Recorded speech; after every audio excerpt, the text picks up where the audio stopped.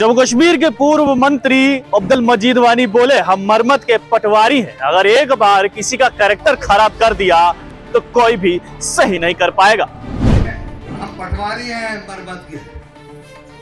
जिस वक्त कैरेक्टर खराब करेंगे उनका कोई ठीक नहीं कर सकेगा।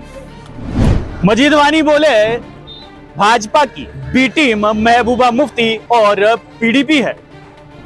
जम्मू कश्मीर में सरकार बनाने वाले बी टीम वो है महबूबा जी या मुफ्ती साहब, मरहूम मुफ्ती साहब। मजीद वानी बोले, मेरे पिता को किडनैप किया गया था। अगर हम भाजपा की बी टीम होते तो मेरी सिक्योरिटी कम नहीं की गई होती। मेरे बाप को किडनैप किया गया था। मेरे बाप के ऊपर गोलियां चली थी। हमने भी आजाद साहब बी टीम होता फिर हमारी सिक्योरिटी कम नहीं होती।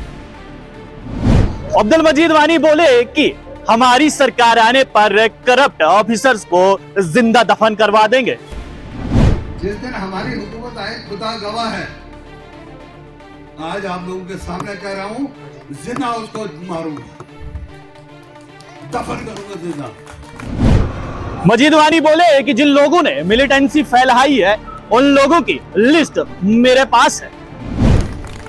उसके पीछे हिस्ट्री लिख के रखूंगा। उसने कितने कत्ल किए हैं, उसने कितने काम किए हैं, कितनी मिलिटेंसी उसने तैयार की है, वो मेरे पास सारा रिकॉर्ड पड़ा है। इन दिनों सोशल मीडिया पर अब्दुल मजीद वानी खूब छाए हुए हैं, जमकर भाजपा पर और खासकर सरकारी अफसरों पर वार कर रहे हैं। इस रिपोर्ट को आप भी अंत तक जरूर देखेंगे और आप भी समझ जाएंगे कि आखिरकार अब्दुल मजीद वानी के पास ऐसी कौन सी लिस्ट है जिसे वो संभाल कर रखे हुए हैं। इन दिनों जम्मू कश्मीर के पूर्व मंत्री अब्दुल मजीद वानी सुर्खियों में है। हाल ही में एक पब्लिक मीटिंग में अब्दुल मजीद वानी ने कुछ ऐसा कह दिया है कि सब लोग हैरान परेशान हो गए हैं। आपको बता दें कि कुछ रोज पहले गुलाम नबी आजाद जिला डोडा के दौरे पर थे और उसी बीच अब्दुल मजीद वानी ने अपने भाषण में कहा कि हम मरमत के पटवारी हैं और अगर हमने किसी का कैरेक्टर खराब किया तो माननीय सुप्रीम कोर्ट भी उसे सही नहीं कर सकता है।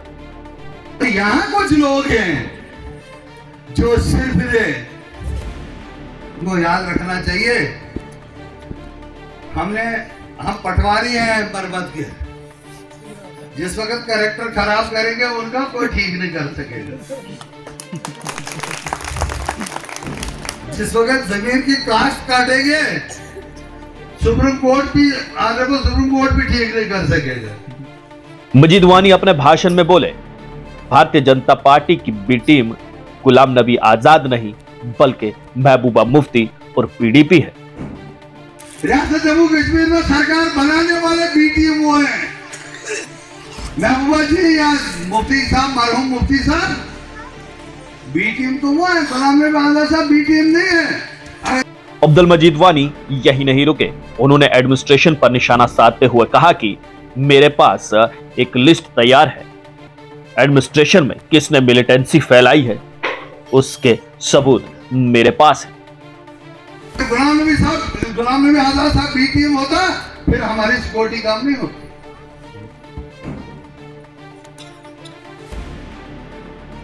मेरे बाप को किडनैप किया गया था। मेरे बाप के ऊपर गोलियां चली थी। मुझे कोई किसी की वो एहसान तो होगा नहीं सिक्योरिटी का।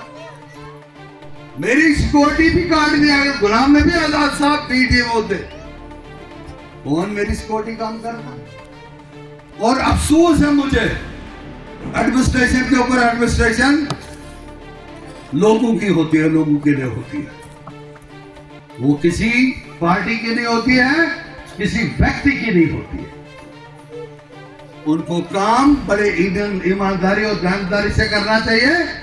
जिस जगह भी कोई डिपार्टमेंट है वहां शिकायत नहीं आनी चाहिए कि वो जनाब वो पकड़ते हैं, पर्चा देते हैं, फिर लेते हैं, फिर कहते हैं बीजेपी ज्वाइन करो। जिस दिन हमारी हुकूमत आए खुदा गवाह है, आज आप लोगों के सामने कह रहा हूं, जिंदा उसको मारूंगा, दफन करूंगा जिंदा। उसके पीछे हिस्ट्री लिख के रखूंगा। उसने कितने कत्ल किए हैं, उसने कितने काम किए हैं, कितनी मिलिटेंसी उसने तैयार की है, वो मेरे पास सारा रिकॉर्ड पड़ा है। हम यहाँ बात ऐसे नहीं करेंगे, बात लॉजिक से करेंगे और विद एविडेंस करेंगे।